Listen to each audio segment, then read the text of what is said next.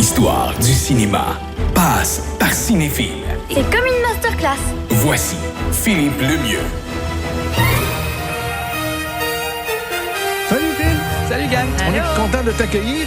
Puis hors micro, tu nous disais que c'est quasi la fin de la session parce que vous finissez en main au cégep. Là. Oui, ça commence à rouler. Là. Ça commence à rouler. Là. Dès le retour de la semaine de relâche, là, ça commence à être intense. Mais en cinéma, ils sont en tournage, fait que ça travaille. Parce que, faut-il le rappeler, Phil, c'est notre professeur en cinéma ici au cégep de Saint-Jérôme. On est bien content.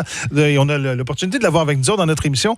Puis là, c'est la sortie du Super Mario Galaxy aujourd'hui même. Alors, Phil, c'est évident que c'est la suite de Super Mario Bros. Oui, c'est deux choses. C'est la suite du film de 2023. Donc, c'est toute la même équipe de réalisation. C'est animé comme le dernier à Paris par Illumination, qui est la compagnie qui nous a donné les Mignons. Oui. Puis les Détestables Moi. C'est donc le retour de Chris Pratt, Anya Taylor-Joy et Jack Black qui avaient donné la voix aux différents personnages du premier film. Et on comprend pourquoi il y a eu une suite. Le premier film avait coûté 100 millions à faire, mais a récolté 1,36 milliard. Hey! Ça, c'est de la rentabilité. Oui, ça, c'est de la rentabilité.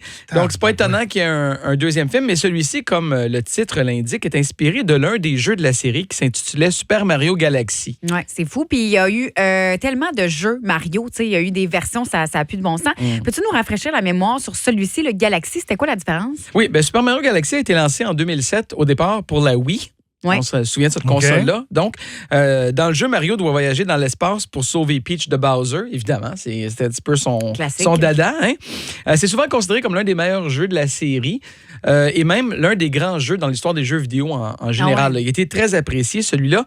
Et ça a été l'introduction d'un nouveau personnage féminin qui s'appelle Rosalina. En France, Harmonie. Fouille-moi pourquoi. C'est la gardienne de l'univers, donc, qui protège l'univers à partir de l'observatoire de la comète en compagnie des Lumas, les espèces de petites créatures là, en forme d'étoiles qui flottent dans Mario.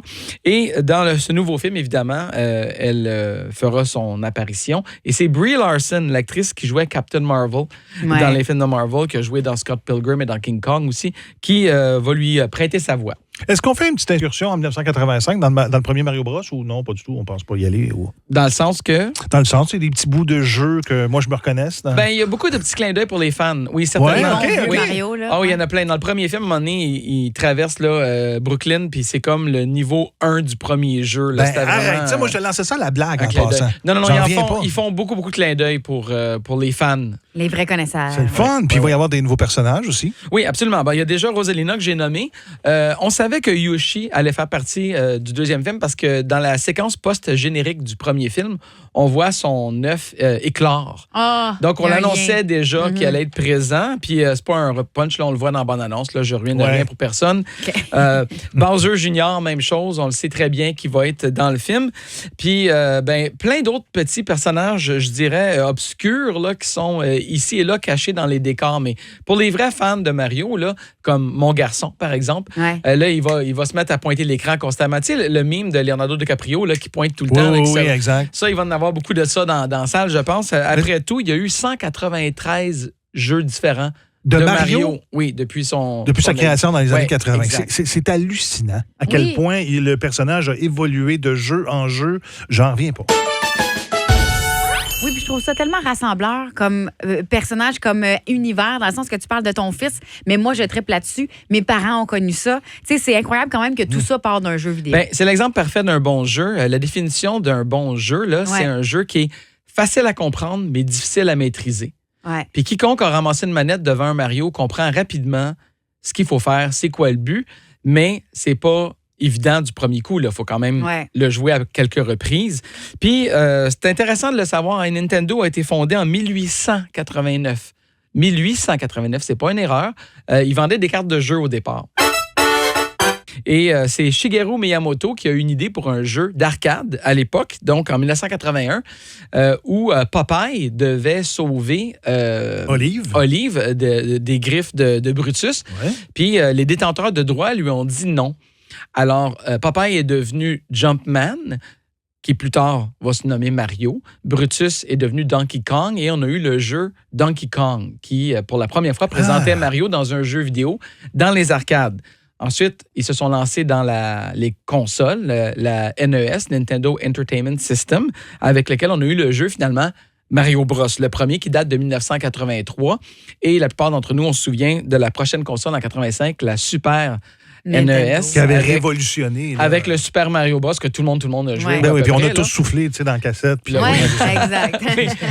Fait que c'est de tout ça est né là, maintenant la franchise dans laquelle on se trouve. Puis il y aura assurément d'autres films à venir aussi. C'est sûr. Tu sais qu'on est en présence d'une athlète olympique de Mario. Hein? Mario Kart, moi. Toi, elle, ça a l'air que c'est Mario Kart. Elle est imbattable. Championne de Mario Kart. Je suis imbattable à Mario Kart. Très, très grande fan. Mais nous autres, on a joué quand on était jeunes. J'ai 3 frères gamers. As-tu un personnage préféré pour jouer à Mario Kart? Souvent, moi, j'y vais avec le traditionnel. Soit Mario, soit Peach. OK. La princesse ou Mario. OK. Ouais. Moi, je vais chercher des vilains souvent. Ah ouais? Ouais. Bowser ou un squelette ou, tu sais... Non, moi, je suis la gentille. OK, bon. OK. C'est cool. Quelle belle conversation. On a un peu de temps. Joue une tourne, on va aller jouer on va aller faire une course. C'est ça. Vous pourriez vous affronter. Mais on le rappelle, c'est la sortie de Super Mario Galaxy aujourd'hui même. Alors, allez faire un tour. Entre autres, au cinéma du Carrefour du Nord, peut-être pour voir le film. Merci, Phil. Cool, à bientôt. Bye, bon film. Thank you so much for playing my game.